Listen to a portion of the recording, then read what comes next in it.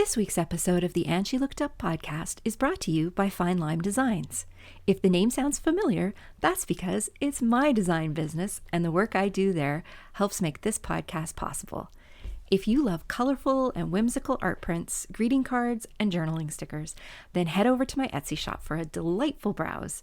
Just search for Fine Lime, like the fruit, designs, all one word, on Etsy, or click the link in the show notes. And now, on with this week's episode.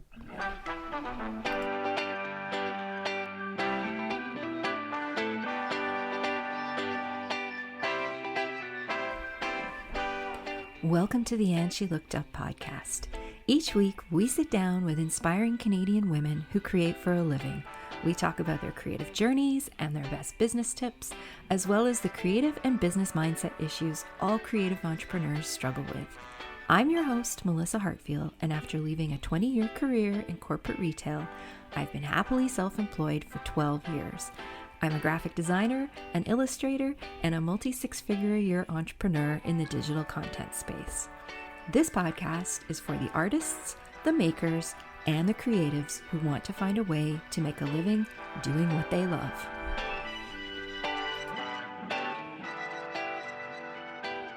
Hello, everybody, and welcome back to another episode of the And She Looked Up podcast. As usual, I'm your host, Melissa, and the lovely Heather Travis is back with me today. Hello, Heather. Hello.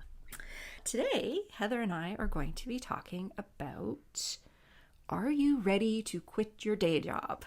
So this is going to be, there's a few reasons why we decided to do this episode now. One is we're coming up to the end of the year, and this tends to be the time of year where we ask ourselves these big questions about what we want to do in the new year, and we start to think about our goals and where we want to go. So that's one reason. Another reason is that a lot of people are starting to head back to office life. And I think some people are realizing, don't really love this that much. Not sure I want to do this for the rest of my life kind of thing, which is totally cool. And the other thing, which we hadn't necessarily thought about until earlier today, but we were talking about this before we came online, and that is perhaps you already have quit your day job, but what you're doing right now isn't the right thing for you anymore, and you're thinking about starting something new. This is almost exactly the same. You are quitting your current day job and moving on to a new thing, and this is something that I am going through right now. So I quit my day job, oh my gosh, almost 12 years ago, the first time round. And I have quit my other day job recently, which was my other business, and I'm starting over again. And it's just been interesting because this time starting over is very different from the first time I quit my day job. So that's given me a little bit of a different perspective on all of this. But Heather, you have also quit your day job? I've quit my day job, and just like you, the first time was quitting a very sort of traditional corporate 9-to-5 day job, and then I don't want to say I've quit, but I'm doing a very deliberate transition from more of my PR business to my art side of the business. And so while it's not quitting, I'm really having to be very deliberate about that transition on the weigh scale. So it's not so much, I don't want to say quitting, because then I would really just abandon everything, and I'm good at but I don't want to do that. So yeah, I think it's more transition, serving your purpose, figuring out what makes you happy. It's all of those things. Transition is a really good word, because while I did quit my corporate job, it took me about 1.5 years behind the scenes to prepare myself to quit. So it wasn't like I just woke up one morning and said, screw this, I'm out. It was not like that. I know for some people that is what they do. I'm not built that way, generally speaking. I like to have a little bit of risk management in place, but other people not so much. So there's quite a variety of ways that you can approach this. And so maybe, you're in a day job that you hate, but you don't really know what you would do if you quit. Or maybe you are somebody who has a small side business that brings you a lot of joy and you really love doing it, but it's not big enough to provide you with the income you need. So you have your quote unquote real job that you go to every day. Or maybe, yes, you have your own business, but now you want to transition to doing something new. And so, yeah, there's a lot of different ways that this can all play out. But I know that this is the time of year where a lot of us really start to think about these things. And big 2022 goals and like, you know, thinking. And I think particularly because of the pandemic, and just as you said in the intro, Melissa, I think the going back to the office, and a lot of people were frogs in boiling water. And I think now that we've been removed from the boiling water, and we've had maybe a little bit of time to reflect, this is a bigger, you know, like what makes me happy, what brings me joy, what gives me the life that I want to live, spending time with the people that I want to spend time with, you know. Yes, funnily enough, I was having a conversation with a friend, a really good friend yesterday, who is transitioning to a new job. She's not self-employed. She has a job, and she's transitioning to a new job. And we were just having a conversation about why she was moving and how she was not happy. And, you know, her and I have known each other since elementary school. We're both 49. And I just said to her, you know, if it makes you happy, because honestly, when you're pushing 50 and you're doing something that makes you miserable, like, that's BS. Yeah, like, totally. You've earned the right Yes. to be picky about what you do. Yes. I think honestly, we should all be picky about what we do. Yes. I think that there's an opportunity, and I'm so, you know, and I know that you ask a lot of every guest, funny enough, you ask everybody, you know, what makes you an artist, or what is it about art, or are you creative? And I think a lot of us, if we had been allowed to color outside the lines forever and not told you can't make art or your creativity a job, we would have pursued them earlier on. And, you know, it's still a struggle, right? Like all the transition, all the things that we're going to talk about in this episode, having your own business, launching your own creative business and being in it, it's not easy. No. Right? No. Just like going to a job that you hate isn't easy, but it's yours. What's your passion? How does it fit in your lifestyle? And so it's figuring out all of those other things. It's funny enough, it's not so much the business, it's the it's all the things that go around it, right? Yeah, I think that's a really important point to make, because often entrepreneurism or small business ownership is romanticized. And this whole follow your bliss, yada, yada, yada. Yeah. Yes, there is some truth to that. But the reality is, if you are thinking about doing this right now, I 100% guarantee you there is going to be some aspect of running your own business that is going to make you miserable. Or multiple. Well, yes, like at least one. There's going to be at least one. At least one, exactly. And like bookkeeping, as an example. Yes, that's mine. As an example. I actually am so excited because I just rehired the bookkeeper from my previous business for my new business. I felt like I was finally in a position to bring her back on, and I was like, such a relief. Anyway, that is another point, is that when you first start out, you're going to come against things that you realize very quickly are not your cup of tea, but they have to be done. Okay. Like you have to pay your GST. You have to pay your taxes. Like as much as you may hate it, you have to do it. So when you first start out, you may not be in a position to hire somebody who loves paying taxes and GST to do it for you. So that is something that you have to realize before you pull the plug on your day job. So, which kind of leads me into the very first point we were going to talk about, which is assessing your current situation. There are tons of podcasts and YouTube videos and blog posts out there about people who talk about how they quit their job. We're recording one right now.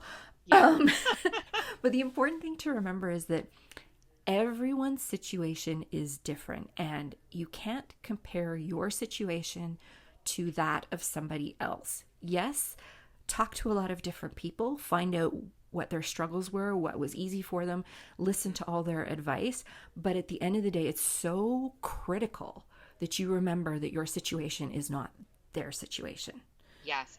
And what you see on Instagram, right? Tiny, The tiny reality, fraction. totally. And so, you have no idea if there's money in the bank for that person, if they have other assets. You have no idea what their life is like behind the scenes. And so the comparison is the thief of joy. It's also the thief of your potential business opportunity, really. Just Yes. don't look to others. Look to others for advice, but make your own decisions by not comparing yourself to others. Yes. So before we get too far into this conversation, Heather and I both don't have have a lot of people financially dependent on us. That's something important to remember.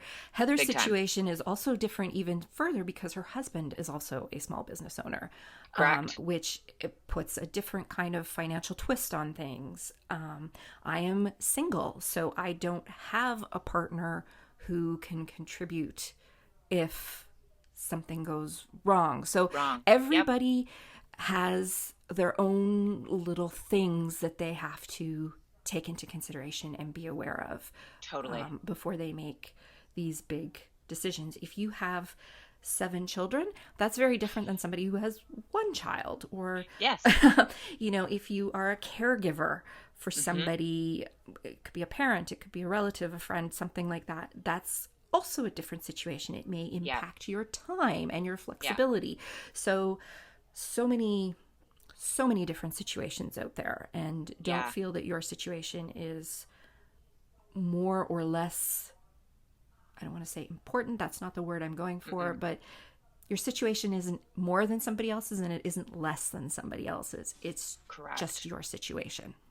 And I want you to think too, like, you're not just sitting down and thinking, okay, here's all the things I don't love about my job, and here's all the things that I could do with this. That's the situation, in air quotes, in micro. You really need to look at it in macro. Who are my dependents?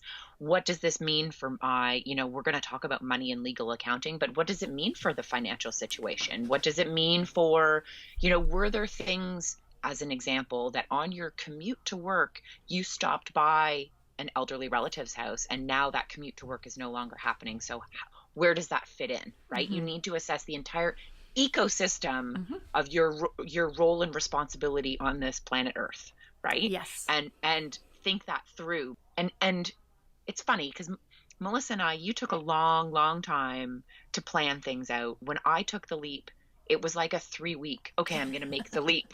I'm going to make the leap. Let's get my ducks in a row and do it real quick. And so you don't need to take a year and a half. But we're encouraging you to take more than like a minute to think about things. Yeah. Like, don't just go blazing out of the office, fingers in the air.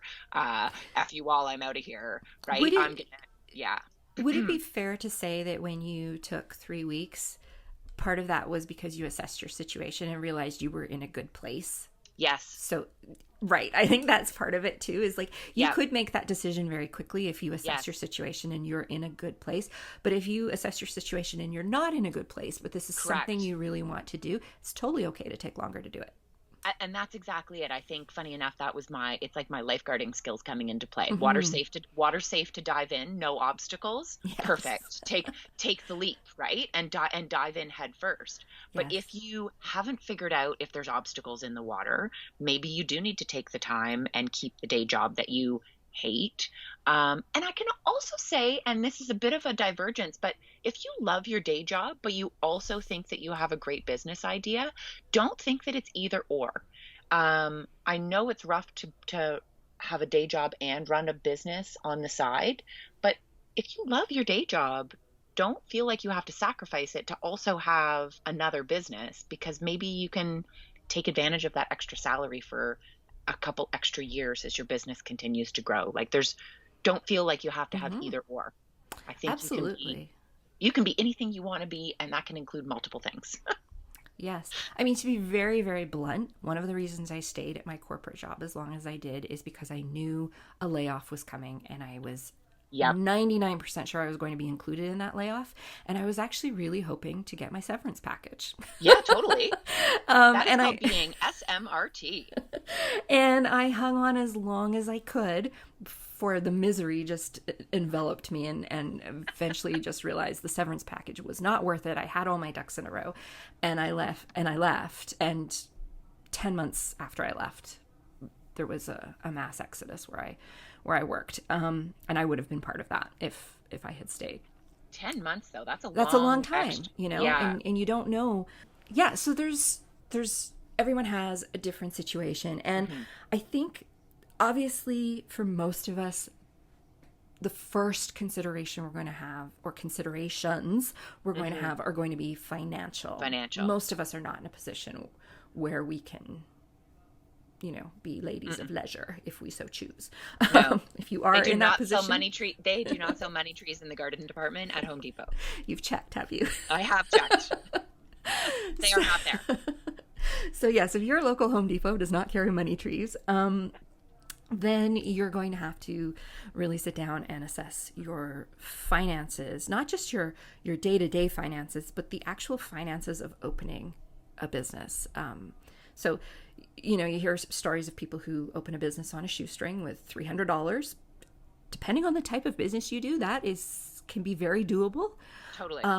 But then there's other types of businesses that are going to require a significant financial investment. So you have to be very honest with yourself through this whole process about money. And so one of the things that was very important to me personally, I do not like debt. I don't have a good tolerance for debt. So it was very important to me that I was consumer debt free. So I'm not talking about mortgages and things like that. I'm talking about credit cards, all those high interest debts. And I also wanted to make sure I had as few monthly payments as possible when I was starting out. So I wanted my, you know, things like car payments and stuff like that wherever possible. So that was really important to me. And it was also important to me to have a runway fund. And I think this should be important to everyone. What might change from person to person is how big that runway fund is. Exactly. So with me being not super comfortable with debt, I had a runway fund that could last me for a year. Other people might I did not. Other people might be fine with 3 months or a month. I feel like 3 months is a good kind of safe bet for most people. Yeah. But, you know, saving up a year's worth of expenses is, for many people, that can take quite a while. No kidding. And that's exactly it. And I know I tried to save sort of, I mean, I know I say I took the leap quite quickly, but it was sort of niggling in the back of my mind. So there was sort of this like chipping away at keeping money aside, but I did not have huge amounts of cash in the bank when I took the leap. And because I was fully prepared to like get a job at Starbucks or something. And I think, you know, if I needed to just quote, get a job that wasn't requiring huge amounts of my brain power, and this, please, no offense to anybody who works at Starbucks, I'm not demeaning the job, but, you know, serving coffee versus working in a high powered corporate job every day, I was prepared to do that part-time to sort of help fill the gap, right? Yeah. You know, it's like all the waiters in LA are also actors. And that I was quite prepared to do that. Yeah. And that's something, if you're not prepared to do that, then maybe you need to think longer and harder about how much money you need to have aside to ensure that it doesn't come down to that for you. And that's, again, don't compare yourself to others, right? Are you willing to do it or are you not? And what can you do? What could you do in terms of all of that money?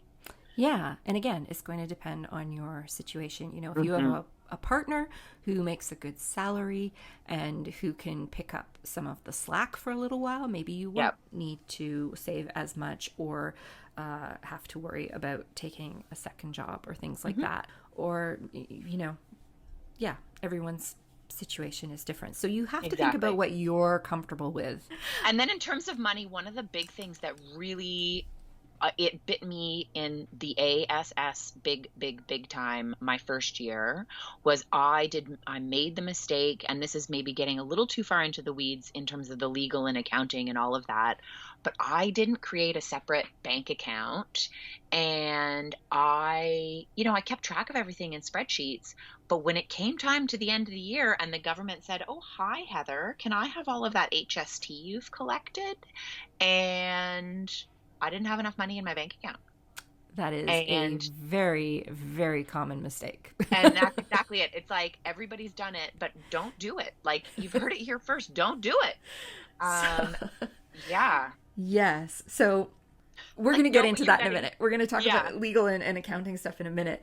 But if we get back to the runway fund, one of the Yes. things I will just mention is that a very important exercise to do is to sit down and actually list all your monthly expenses and then see which ones you can cut. Because when we're Correct. talking about having a year or 6 months of a runway fund, I'm not talking about funding all your luxury. No, this Items. isn't 6 months of mani-pedis in the bank. No, This is right? not that. So I'm not saying you shouldn't have luxury items. We all need treats, Sure. But This is like key mortgage we're talking payments. about Yeah. the bare minimum. Feeding your family. Keeping the lights on, keeping Yeah. the power on, keeping your phone going, all those things. Yeah. So when you make that list and you list out all the things you pay for every month, I am pretty sure you're going to see some that you can easily cut. And that list of sure. expenses might suddenly become much lower than you actually think it is. And the amount of money that you need to set aside might be much less than you thought. So it's a really important exercise to go through and really sure. evaluate what our needs and wants. And you can add things back in as money Totally. starts to I'll roll tell in. you, when I took the leap and started working from home, we went down from a 2-car family to a 1-car family. Mhm. And that alone was a massive savings. Yes. Every month in car payments, but also gas, insurance, Insurance, wear all and that. wear and Yeah. tear on the vehicle, snow tires, new windshield wiper, all the things. That was a huge expense that was no longer needed. All my dry cleaning expenses from, Yes. It's expensive to be a woman in a corporate no job. kidding. Exactly. You got clothes, makeup, dry cleaning. It's Yep. like it's Endless. yes. And now I wear Yes. Old Navy tank tops and Exactly. leggings, right? I am currently wearing a pair of Brian's old jeans. So that's where we're at here. They're covered in paint and they're my husband's old pants. Yeah. But yeah, like things totally change financially. And so when you're assessing your current situation, you don't have to make the business decisions based on that current situation. You can change that situation. And so I think that's Yeah. why you need to, first step, assess your situation. Then the next thing, look into the money and then go back up to reassess your situation. What can I eliminate from this? What can go away? What doesn't need to be here anymore? But also potentially things might have to go in. So as an example, I'm going to need a printer for my business, for my Etsy shop. Okay, well, do you have a printer now? Do you need to buy a printer? So you need to think through those future expenses. Yes, that was the next thing on my list, actually. Yeah. So one of the things that you might want to do is make a list of all the major purchases you might need for your business. So before I quit my day job, I went out and bought a brand new iMac. Like Yep. with all the, I'm a graphic designer, so I use the full Adobe suite, Yes. which again, once I was no longer a student, I had to pay the full price for the Adobe suite. So that went into the budget. But then, I bought the highest spec iMac that they made, and I paid for it in cash. And that was one of my major purchases. And to be very honest, the one major purchase I did not make, but that I wish I had made, was a new car. When I quit my job, my car was already over 10 years old, but it was paid for, and I didn't want to add another payment in. But I had enough in the bank, and I had a very good paying job that I left. I had enough in the bank that I could have put down a very healthy down payment on a new car and had a very minimal monthly payment. Mm-hmm. And looking back, hindsight, 2020, all that stuff, Yeah. I wish I had bought a new car then. Instead, Right. I made my old car go another 10 years, and it cost me a lot of money in Yeah. repairs and maintenance. Repairs. And it eventually died on me one day at a point where I wasn't prepared financially to buy a new car. Yes. And I had no choice. So, that's my one thing I wish I had really. Yes. And that's another thing, funny enough. And Brian and I both obviously being self-employed, like banks don't like us. They don't want to give us mortgages. You want a mortgage, and get it before you leave your job. That's exactly it. Seriously, like full stop. Get a mortgage before you leave. And I'm quite certain that I think up until very recently, the bank still thought I had a day job because we just never bothered to tell them. Because, right? Because it just like, hey, don't ask, don't tell. They didn't ask. I'm not going to tell them. And because I know that it affects their opinion, despite the fact that we have 20 years of mortgage paying track record, right? They hate self-employed people. So buying a new car, buying a new house. And again, don't, buy the $1 million house. Well, I guess all houses are $1 million now, unless you're in the sticks, but you need to think those things through because being self-employed, it's very tricky to get a mortgage, particularly with new mortgage rules. Yes, banks love to say they're small business friendly, but they are not small business friendly. Oh no, that is bullshit with a capital bull. Yes, that is, yeah, it's just ridiculous. No kidding. And when you walk in and say you started a small business, they charge you all the fees on your banking account, and then you know the book Profit First. Are you familiar with it? Yes, yeah. And so he recommends all the bank accounts. Mm-hmm. And I'm like, dude, you are so not Canadian. I know, right? And so funny enough, it's like I was not willing to suck up whatever those bank fees were to have a separate bank account. And then I hosed myself in not having a separate bank account to keep track of stuff. And then all of a sudden I didn't have my money to pay the government, which also the government does not like. So yeah, like those bank fees, while they seem harsh, I mean, I guess you can get there's free bank accounts anyway, but whatever it is, have something separate and not just a spreadsheet. Because I promise you, it's like having a $5 bill in your pocket. You forget that it was there for the HST and you're like, woo, found money. Yeah. So let's talk about getting your legal and accounting and your insurance ducks in a row. Yes, insurance for sure. One of the very first things I did, literally the day after I quit, I made an appointment with my mom's accountant. My mom was like, you have to go see her, you have to go see her, you have to do this. And I probably wouldn't have done it if my mom hadn't been so insistent. So I did. I went in and I saw an accountant. And I want to put everybody at ease around hiring people they're called professional fees and dues and services on your tax line. So first of all, going to see your lawyer or your accountant, that's all tax deductible when you're on a business. Yes. Something to remember. It's a write-off, Jerry. It's a write-off, Jerry. Or for the younger people, it's a write-off, unlike what on Schitt's Creek. Yeah. But for those of us in the Seinfeld generation, it's a write-off, Jerry. They just write it off. Yes. So first of all, it's a write-off. Second of all, these people can save you a lot of money down the road. Yeah. And thirdly, they're not as expensive as you think they are. To go sit down with an accountant for an hour might cost you $100. Yeah. But it is $100 that is so well invested in your business. Sure. Yeah. And this is I had a separate bank account because my accountant said, I will not deal with you unless you have a separate bank account. Yep.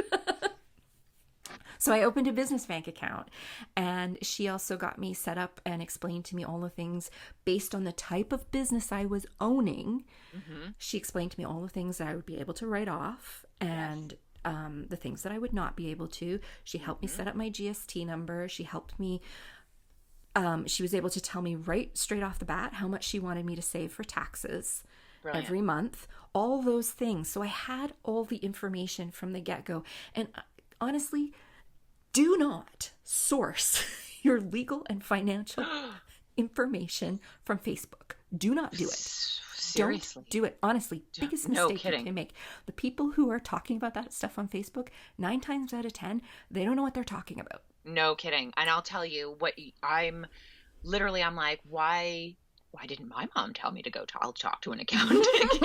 Because I'll tell My you mom what was those self-employed, so she see, exactly. And that's the thing, is that through all of this, like, look for peers and mentors who are, and I know I had a young gal reach out to me recently and she's like, I'm thinking of going freelance. Can I take your ear for half an hour and just, absolutely. And please, like, that's one of my, if there's anything I can give back, and I know you're the same way, like, if somebody in your circle reaches out to you and says, I need your ear to help talk about going freelance or being a small business owner, you got it, Pontiac. Like, what can I do to help you and help you avoid the mistakes that I made myself? Right. Mhm. Because I think that's one of the things, is that there's not, everybody talks about the glorified, like, running their Etsy shop or running their dream. I started my whatever, and but there's no talk of the nitty gritty, and we need to talk about that, because it's Yeah.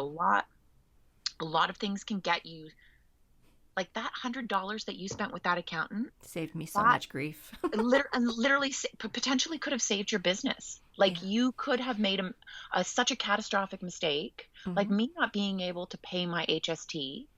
If I hadn't had my husband, and he hadn't have had the funds, I would have had to go back and do a day job. Mhm. Like, I would have, my dead dream, bye bye, sucks to be you, go back. Here, Yes. jump back in the water, little froggy. Here you go.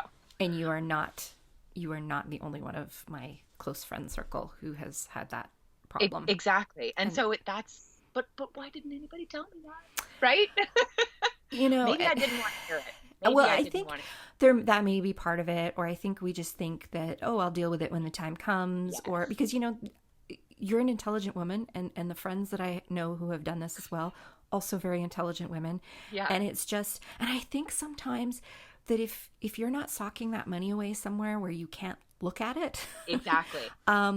there's times in your business, particularly in the first year, that can be Yes. incredibly lean, and you're just like, Yep. I'll just dip into that and Yeah. I'll pay it back later. And you Yep. take it because you fund something else.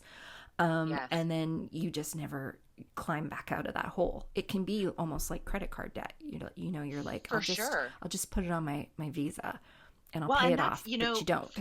one of the things that honestly, it didn't even dawn on me until like a couple years into painting, like really much more professionally, was I buy all the supplies for, stretcher frames, canvas, blah, blah, blah. I buy all of that. I buy all of the paint. That's expenses. They are legitimate write-offs. Then I paint the painting and I put it up for sale, and it's still sitting in my studio.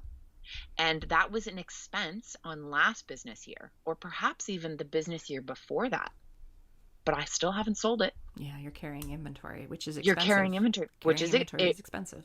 is expensive. And so Yes. that's not something that even dawned on me. Like, literally, I was Mhm. like, I'll paint a painting, then somebody will buy it. Then I'll paint another painting, then somebody else will buy that one. Yes, and so as somebody who came from a retail background, I was and who did buying, I was very aware of the cost of carrying inventory. Yeah, Like that was something that was drilled into my head from my early 20s. yeah, So that's, but a lot of people when they start their own business, they don't have that experience. They don't know no, that, no, right? So this is where sitting down with an accountant can be yeah, so helpful. Plus, they can look at your personal financial situation and hmm, help you assess what, like, help you plan. They're more than just number crunchers. Accountants totally. can help you plan for a bigger It's picture, see the bigger picture. They can help you figure out. there's strategic business advice in there. Yes, Yeah, there and really same is. same thing with insurance, and that was a big Mm-hmm. one. So one of the things, for as an example, when I paint murals, the existing insurance I have for my PR business doesn't cover me on people's property against, me falling off a ladder. And so when I started doing murals, I had to take out a whole new insurance policy. Um, that is a cost, and I think it's like $1,000 for the year. But that protects me and the people who hire me. And I Mm-hmm. think that that's another thing, just as a random aside, when I submit quotes to people and invoices, I list that their fee or the project fee includes all of my insurance to be on site safely, et cetera, et cetera, et cetera, to let them know that I'm on the up and up, but also to let them know that they're protected and that they've hired somebody who is thinking about both protecting my business and protecting their business. And so, yes, it's an expense, but also think it through as a,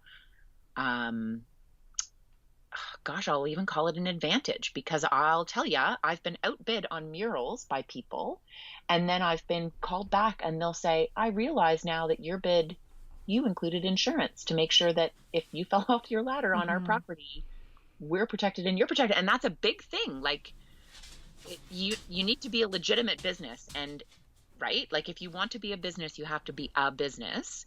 And that includes having all of your insurance ducks in a row so that you are not going to get sued or totally effed later on. Yeah, this was something in my other business, the one that we just sold. We didn't take out insurance until we incorporated. That was actually the reason we incorporated. And this is another thing to think about when you're starting your business, is what the structure of your business is going to be.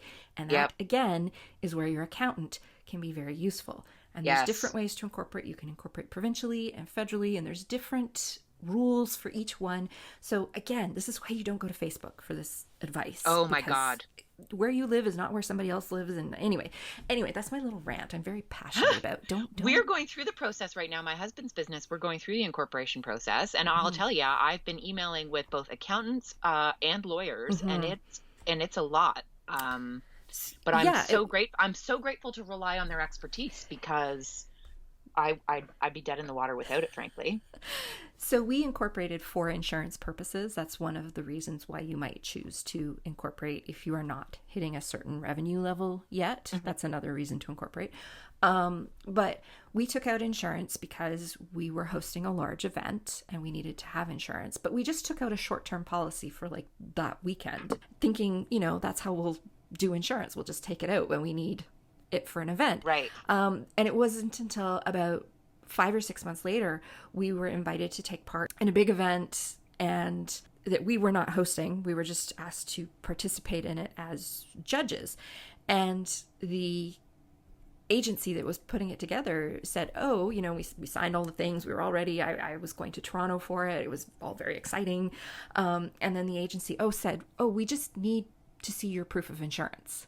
And I was like, proof of insurance. What? Hey, what now? So they just needed to see, what's the name of it? It's a very basic insurance that most people who freelance would have. Yeah, your liability and something or other. Yeah. Anyway, you know what I mean. Yeah. So we were like, it. I pay for it every year. Yes, I pay for it every year too, and I can never remember what it's called. Anyway, yes, that's when we realized, okay, we need to carry insurance year round, or we're going to miss out on opportunities because we're not insured. And so that's something to think about. And the type of small business you run could also affect your home insurance policy as well. So that's something to also consider. Totally. And that gets into all the other things you have to think about, like your business license for your town or your municipality. And those vary widely across the country. No kidding. What you pay is going to vary. I think mine's on my wall right now. I pay $110 a year. So, and different municipalities will have different regulations around what you can do in your home and what you can do on a self-contained site and things like that. So that's all stuff you have to research. And virtually every province has some kind of government-sponsored small business hub online where you can go and get all the resources you need. And very often you can go through the whole process of registering your business and signing up for all the things you need in your city, in your province, in one area. They do try to make it fairly streamlined. So that is something worth checking out. And again, an accountant and a lawyer can help you through all of this. And the reason why we're kind of bringing this up at this point is because if you've got a great job that's paying you really well, go and get all these things sorted out while you have the salary coming in. Totally. Because as somebody who has just left behind a business and is starting again and who is doing it from a very different financial position this time. I am really struggling to get things set up from a legal and accounting perspective because of funds. So I'm in a different position than I am this time, and it's harder actually for me this time because previously I had this great job. I was making a great salary and I had all this extra money every month because I wasn't supporting anyone. And so I was able to do all these things early on in the process and not worry about the money. But now I'm in a different situation where I kind of wish I had done things a little bit differently. So totally. Yes. And that's, I mean, I'll say this right off the bat. If you are starting your own business, you're going to make mistakes. Full stop. Like full stop. Absolutely. Hopefully you reach out to people and get advice and get, legal, accounting, insurance, all of those things, and you don't make those mistakes. But you're going to make others. For sure you are. Absolutely. And even with the help of a lawyer or accountant, you could not take their advice and not do anything or not follow through, and mistakes are going to get made. I think the thing you can do though, and this I guess moves on to our next and our favorite word here, which is research, but you need to do some research in advance and like really just start planning, map some things out so that you're not, there's so many avoidable mistakes. That's what I guess I'm trying to say, is that you will make mistakes. You will make mistakes. That is unavoidable, but there are avoidable mistakes. And you want to minimize the impact of your mistakes. Yeah. Right? And if you have people who get you set up properly from the get-go, you'll make mistakes, but maybe instead of being $100,000 mistake, it's only a few $100, right? Or those kinds of things. So yes, absolutely. Get yourself set up. A lawyer and an accountant can be two of the best investments you'll ever make in your business. And you don't have to have a lawyer on retainer. Like, we're not talking about this. No. We're just talking about somebody who can help you, who can advise you when you hit a sticky situation, and who can help you set things up that you're going to need over and over again in your business, like contracts, and things like that. And they can also tell you the kinds of things you'll need. And if you want more information on this, I did a really wonderful interview with Andrea Henry. She's an attorney based out of Ontario who specializes in small businesses, and she gave lots of great advice. I'll put a link to that episode in the show notes. But yes, there's lots of wonderful lawyers all across the country who specialize in working with small creative businesses. So, the other thing to think about from a money standpoint is, will you need funding? And so I have bootstrapped both my businesses. And bootstrap means that you fund, you're self-funding. You don't take out loans. You don't borrow money from the bank. You don't have investors. You just pay for things as you are able. And that works for certain types of businesses. But for other types of businesses, you may need a cash injection. And that could be your savings that you've been saving up for years to launch this business. Could mean a bank loan, could mean an investor. There's lots of different ways, but you have to be very honest with yourself about what kind of startup expenses you're going to be facing. So there's a very big difference between starting up a freelance graphic design business and starting up a company that manufactures something. Absolutely. Absolutely. And I think too, you need to think that through. You could start a business, but then in order to scale it up requires that injection of cash. And that might only be 2 years away.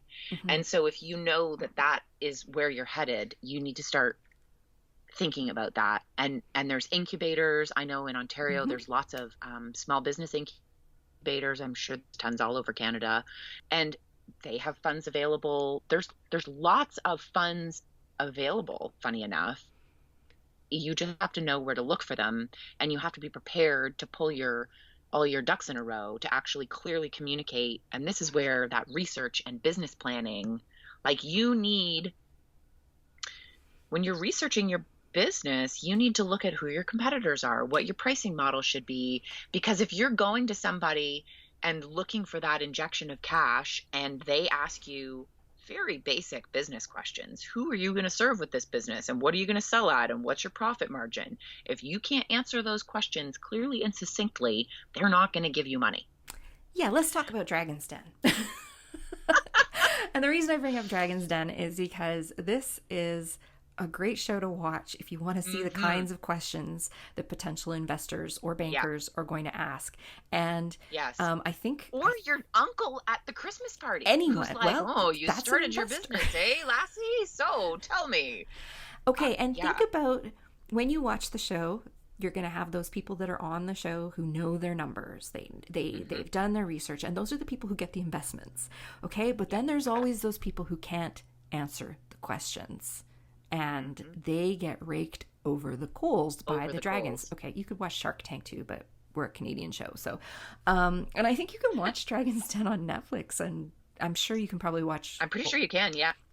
I'm sure you can watch old episodes on CBC Gem. So I'm sure they have an archive. So definitely worth checking out, because that's the kind of information you have to know. You have to know your numbers if you're going to ask people for money. And you have to know your projections, and you have to know how to value your potential business. Absolutely. And even, yes, you have to know that stuff, because you should be able to make... I mean, I'm at the point now where I can make some calculations, and it's crazy because I have grade 10 math. And if Mr. Stevens, if you're listening to this, I know it was a courtesy pass because you didn't want me in your class the next year. So I don't even know if I should have had grade 10 math. Mr. Hope told me in grade 12 he was giving me a P, and he never wanted to see me again. He knew I needed it for university. Exactly. Away with you. Anyway, I do mental math, and I think to myself, okay, roughly this is going to cost me this. I'm going to sell it for this, which means my expenses are this. And then, so how many do I need to sell in order to make it worthwhile? You need to think that through. It's more than just, look at this pretty thing I made. And do you want to buy it? It has to be. And funny enough, and I know particularly as this podcast and you and I are both creatives, is dedicated to creatives, but sometimes some creative endeavors you just have to say no to, because there's literally, like, if the intent is to make money, sometimes that's not going to make you money. If you still want to do it as a creative because it's the artistic pleasure of it, you fill your boots. And I will totally paint paintings just because, of course, but sometimes you need to make the hard decision, and that's where business will trump heart sometimes, in making some of those hard financial decisions that could potentially affect your joy of doing that business. Yes. That's also, I think, a thing to think through. Very true. And it's really interesting this time of year in particular. So many people pop out of the woodwork. There's craft fairs going on and Christmas shows and all these things. And all of a sudden, all these people pop out of the woodwork, and they're making pot holders and centerpieces and all kinds of cute little things. And they're selling them at what could only be called their cost plus $1, basically. Yes. Not taking into consideration how much time it's taking them to put them together. And you know, they do it because they love it. They only do it at Christmas. They do it because they love it, and it's something fun. And you know what? If they can make back enough money to go buy new materials, they're happy. But they're not running a business. There's no way they could support themselves or anyone else based on the way that they're pricing themselves. So you have to be, that's something you really have to think about. And it kind of gets into the last thing we want to talk about, which is knowing yourself and what you enjoy. And so, you know, there is nothing wrong with creating just because you love it. And I'm going to just say this, creating because you love something is completely different from creating on demand for a living. Totally different. As somebody who does both. And if you do something because it brings you joy, it's relaxing to you, you just like making pretty things, or it, you know, fulfills a need in you, or you're just the type of person who needs to create, that is amazing. But I'm going to tell you right now, if you take that thing and you turn it into a business, it is going to totally change how you feel about it. I'm not saying it's going to change it in a bad way, but it's going to change it. It's completely different to make cute pot holders for Christmas fairs and then making pot holders year round that make you enough money to survive. To actually pay for the pots and the food to go in it. Exactly. Yes. I love photography. It's one of my favorite hobbies. I did for a little while do it as a paid profession, and it completely changed how I felt about photography, and I decided I didn't want to do it anymore. I wanted to take it back and just have it be my hobby, because we need creative hobbies that are not that do not involve money. We need those for our mental health. Totally. And for our well-being. And so just be very aware that very different things. Yes. So, and also I think too, also in terms of a deep dive on you, like if you love creating things because you love creating things, great. If when people say that they don't like it, it shatters you to your core and you can't get out of bed. Don't start a creative business. Yes. You will not survive. People are mean. Yes. I've mentioned this Instagram account before, but it's small business memes. Small business memes, exactly. And you see the messages that Etsy sellers and people who share their stuff on Instagram get, and some of them are just vicious, uncalled for viciousness. And it happens. No kidding. It happens. Oh yeah. And so if you have to develop a bit of a thick skin, you also, and that's part of understanding who you are. And if you aren't prepared for that, you need to think that through, because I've got a pretty thick skin, but I'll tell you, I've had people and I'm like, oh, you make me want to punch you right now. And that's not nice. Yeah, absolutely. Working as a freelance graphic designer for the last decade has, when you work as a designer for clients and a few other creative services for clients, you are going to get constructive feedback, and you have to learn how to handle it. It is part of the job. Yes. And so after a decade, I am quite good at dealing with constructive feedback. I understand where it's coming from. Although keep in mind, if you're somebody delivering constructive feedback, do it in a positive way. There's different ways to deliver that feedback. Yes, exactly. But so that does help me a little bit, but it still hurts when somebody says, I don't like your work. Yes. Totally different thing. So yes. That's very different than constructive feedback. That's very different. Yeah. Very different. But learning how to handle constructive feedback does help you develop a bit of a shield. Like you start to be able to distance yourself from that and just take out the pieces that are important to work with. And I'd also think too, like think through, like really truly in terms of all of the aspects of running a business, deep dive on you, like what, if you have to be the face of your business, are you prepared for that? Does that give you the heebie-jeebies? Are you not confident speaking in public? And if part of your business requires going to art fairs and trade shows, are you confident and able in standing in front of a room of people that make you want to just pee your pants? And so you have to think through. And Melissa and I were talking offline. I talk all the time about my best girlfriend who wants to open a vintage retail shop, except, to quote her, I hate people.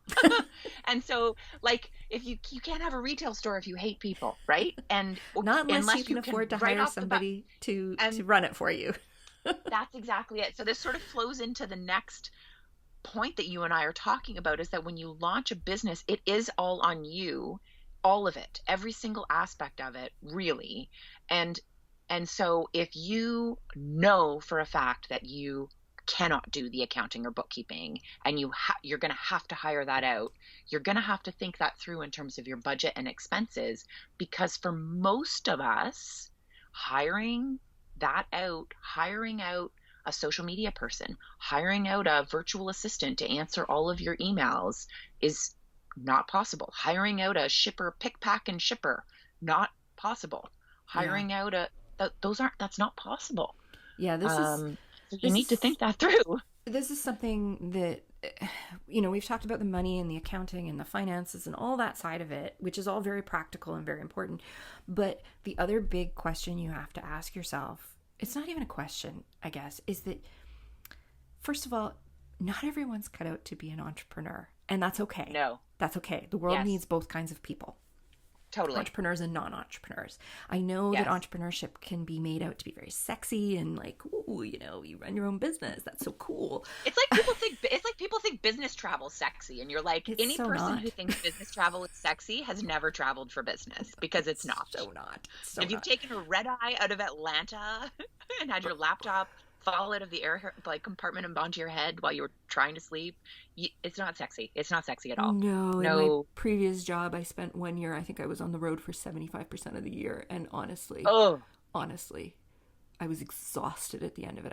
I could care less if I went to another city exhausting or and not. like totally. So, Yeah. yes, so you need to have a really honest conversation with yourself about who you are, what you're capable of, and I mean, we're all capable women here. Like, I don't mean to Yes. make it sound like you're incompetent or anything like that. That's not what I'm talking about. I'm talking about No. what you're capable of from a personality standpoint. We all have Yeah. things that just don't jive for us. And Yeah. you need to be very honest with yourself about those types of things. Like you just mentioned, you may not be, depending on the type of business you start, you may not be able to afford help for all those things that you're going to discover you hate doing, which we've told you there will Yep. be some. You may not be able to Yep. afford help for those people in year 1 or year 2 or maybe even year 3. Like, it could be a while. You're Yep. going to have to grind it out for the first little bit.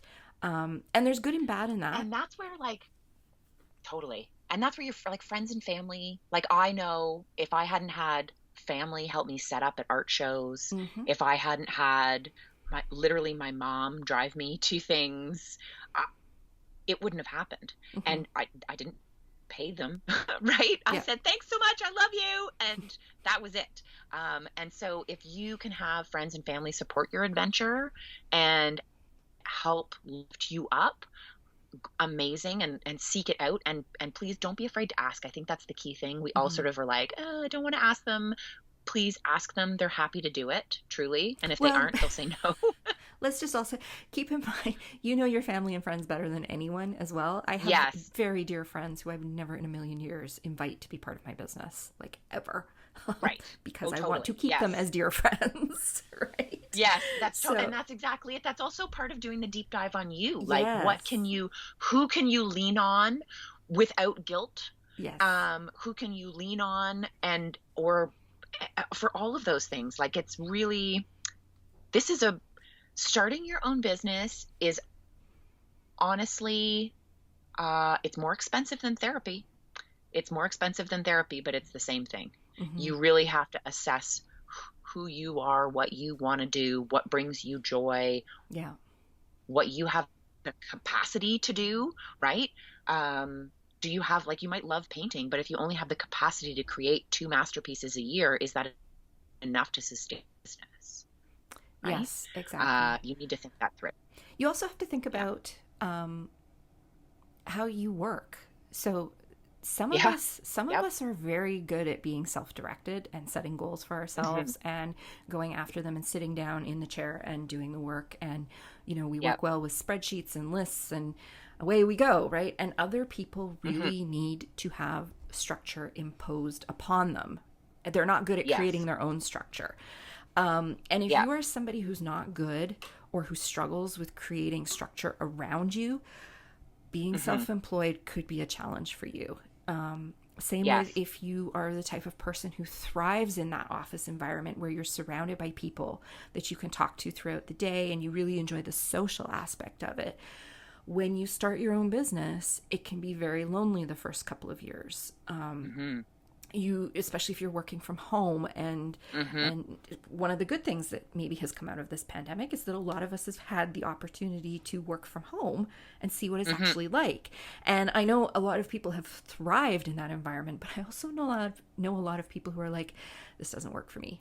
I want to go back to the office. I'll tell you, I've had a couple of very candid conversations with girlfriends very recently. Funny enough, one girlfriend was like, I used to think what you like, you being at home, how lovely. Heather's at home. She has She a can cup of throw tea and her dog. she can, exactly. And like, she can throw a load of laundry in the middle of the day. And, Mhm. oh, the grass is greener on the other side of the fence. And she's like, my girlfriend was like, took me 2 weeks to realize that this is my own form of hell and I need to get back to the office and I need the structure. And if I'm doing a load of laundry when I get home at 9 p.m., I'm okay with that. Yeah. And I was like, that's her, not me. Right. And that's, Hmm.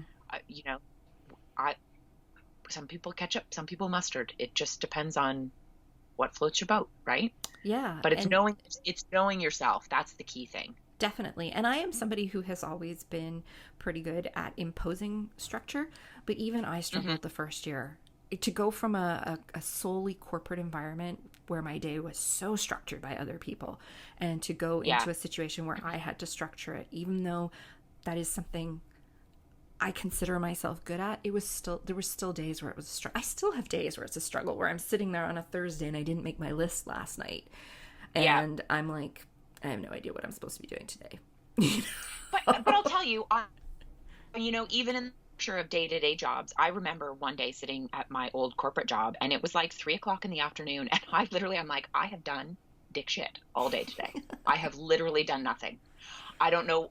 And I was, I guess, very good at looking busy, but I did nothing productive, nothing that moved any type of ball forward in Yeah. any way, shape, or form. And so we all have, like, just give yourself grace. We all have Yes. days like that, multiple days in a row. But I know, I very early on in the pandemic, I was giving advice to girlfriends who were at home for the first time ever, and I was giving, I have to give myself rules. I have a rule about Mm-hmm. wearing pants with a fly. So they might be my husband's old jeans covered in paint, but they have a fly. There's no jogging pants or stretchy pants. That's a personal rule for me. Um, I have a regular lunch hour and I don't take an hour. That's crazy when you work from home, but I have a regular lunchtime and I Mm-hmm. book meetings around, nope, that's when I'm going to be having my lunch. And so that I impose that structure on myself because I have to, and I have to be very deliberate about it, because if I let people in on the flexibility, then all I'm doing is caving to other people. And that's not why I started my business. Yes. That's one thing that you will have to get very good at if you're self employed, is setting boundaries around Yeah. how you work best, how you are Yes. most Yeah. productive, and making sure that people respect boundaries. And that is a challenge when you're first self employed, because friends and family will need to be told multiple times Yes. what your Yes. boundaries are before they finally get it. And there may even be some who get Yeah. offended that you put boundaries in place. So that is definitely something Totally. that I encountered, not with my family so much, but with friends. And I really had to Hmm. be like, no, I can't go for coffee. I'm working today. Working. Yeah. Yes. And so that's something you're going to have to figure out. And Yeah. and that is stuff that takes a little while to figure out, because when you are first self-employed, it Totally. takes you a little while to figure out what your rhythms are. But they will Yeah. start to appear. Yep. They will start to appear. And one of the things that I, was very attracted to when it came to working for myself was being able to make all the rules and stuff and Yes. break all the rules, Yeah. and nobody's going to tell me what to do and when to do it. And I realized very quickly that I needed rules and I needed structure. We all do, to get things done. Yes. But the beauty of it when you're self-employed is that you get to create how that structure Yes. works. That's where the Yes. flexibility in And self-employed is. determine when you are going to break the rules, Yes. right? And I know, I'll look through my week, and if as an example, I did something with a girlfriend a couple of weeks ago, and it was literally a full day adventure on a Tuesday, Mm-hmm. a work day, and I treated it like a Saturday, because I turned my Saturday into a work day, and I made the decision, and it worked for my life and my needs, and nobody was affected in any way, shape, or form Yes. other than me. And That's right. so, yeah. But so Yeah. that's the thing, is that you have the power to create those boundaries, but you also have the power to break them. Mm-hmm. And yeah, so I think it's a very empowering thing, but it takes a while. And I'll tell you, my boundaries and the flow of my business in terms of like it evolved over time, It 100% and evolves. it evolves in seasons, right? So Hmm. like a And busy season, as like your life changes as well, like exactly. nobody's life is the same today as it was 10 years ago, right? We're all No, in different places, or like you might physically be in a totally. different place. There's so many Yeah. different things that can change. But that is one of the beauties of being self-employed, is that you can Yeah. adapt your business to fit the changes happening in your life, which is very hard to do Yes. when you have a corporate job. You have to adapt your Yes. life to fit the job, whereas Yeah. now you get to adapt the job to fit your life, and very Which is different things. such a wonderful thing, and that Mm-hmm. in terms of even finances and thinking about trade-offs and priorities. Mm-hmm. And I think of it constantly. I don't make millions of dollars, but I know that the freedom and flexibility that my life provides me, it covers it covers my life and the life that I want to live. And if I wanted more, I would have to give actually up a lot. Mm-hmm. And so that trade-off to me is not worth it. Absolutely. It's Yes. not worth it. But it Yes. might be worth it to you. This is And just it. that's where, Everyone's definition of success is different. And yeah, don't let yourself fall into that trap of thinking that success is money. Yes, no, we all need money. We need money to survive. Like that's yeah, just the capitalist society that we live in. yeah, Um, but you know, you may be very comfortable living on $40,000 a year. That might be just yep, fine for you and the type of lifestyle that you live. For other totally. people, you may need $140,000 a year. Like Yep, it's it, but it doesn't mean that the $140,000 a year earner is more successful than the $40,000 a no, year earner. Okay, no, that's just or that they one. can go out for dinner more often. That's the funny thing. It's like we all have different expenses. We all have different lives. And so even though that person might be bringing in more money, they might have more expenses, and they're not. That's the thing. You can't judge a book by its cover. No, Everybody is so unique. And yeah, anyway, absolutely. Um, yeah. Yeah, so I think we've gone over the hour, so we'll try and wrap this up here. I think that basically what we wanted to do here was just to give you lots of things to think about, and we wanted to kind of Hmm. really talk about the good, the bad, and the ugly, Yeah. and make sure that if this is something you're thinking about for the new year, or at some point in Hmm. the year down the road, or maybe 2 or 3 years down the road, like it's really important to see the full picture and not just the rosy Totally. little Instagram square of Yeah. being self-employed, because there really is a lot of things that you have to think about and be aware of, and it's not glamorous at all. No. It No. really No. isn't. It can be a lot of fun, and it can be very rewarding, but glamorous and sexy are not words I would use to describe what I do every day.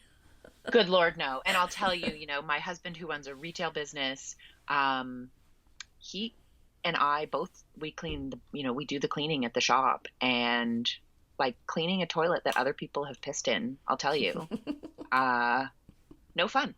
No fun. No, I mean, remember when you were like 16 and working at, I don't know, for me it was the sandwich street, but it could be McDonald's, it could be anywhere, and it was Yeah. your turn to clean the bathrooms, and you were like, I'm going to university so I never have to do this again. Yep. You become a small business owner, you might just wind up Guess what? cleaning You're those cleaning the toilets again. toilets again. Exactly. You're cleaning those toilets again. you Rolling can those you can sleeves. you can post your university degree in the bathroom so you can look at it while you clean the Yeah, toilet. But correct. Exactly. I know. But it can also be the most glorious. Like, I wouldn't change it for the world. Would you change it for the world? no, no, I'm completely unemployable at this point. Exactly. Yes. I think if you are doing it right, you do make yourself completely unemployable, Yeah, because you know that you could do it better than anybody else when you walked in there. exactly. I think that's the thing.